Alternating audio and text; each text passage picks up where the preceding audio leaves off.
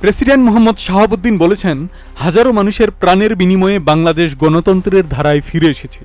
শহীদদের আকাঙ্ক্ষা পূরণ করতে হলে দেশকে জ্ঞান বিজ্ঞান ও প্রযুক্তিতে আরও সমৃদ্ধ করতে হবে। অর্থনৈতিক স্বাবলম্বিতা অর্জন করে একটি স্বনির্ভর বাংলাদেশ গড়ে তুলতে হবে। আজ শুক্রবার সকালে উসমানী স্মৃতি মিলনায়তনে জাতীয় পাট দিবস 2026 উদযাপন উপলক্ষে আয়োজিত অনুষ্ঠানে প্রধান অতিথির বক্তব্যে তিনি এসব কথা বলেন।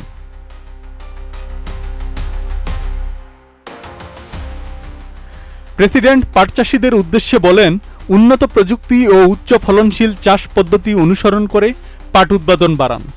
পাটকে দেশের অর্থনীতির অন্যতম চালিকা শক্তি হিসেবে প্রতিষ্ঠিত করতে হবে।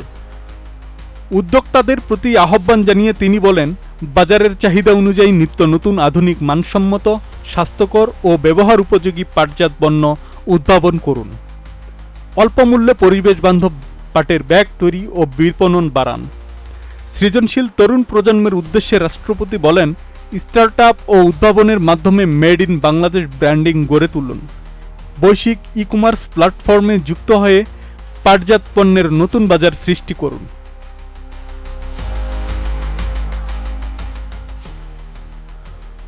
অনুষ্ঠানে পাট ও পাটজাত পণ্যের উন্নয়ন বিষয়ক প্রদর্শনী ও পাট শিল্পে অবদানের জন্য বিভিন্ন ব্যক্তি ও প্রতিষ্ঠানকে সম্মাননা প্রদান করা হয়।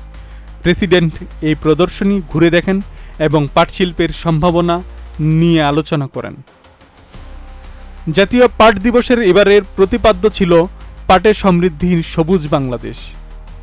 অনুষ্ঠানে মন্ত্রিপরিষদ সদস্য, সংসদ সদস্য, উচ্চপদস্থ কর্মকর্তা, পাটচাষী উদ্যোক্তা ও শিল্পপতিরা উপস্থিত ছিলেন। আব্দুস সালাম, প্রজন্ম 24।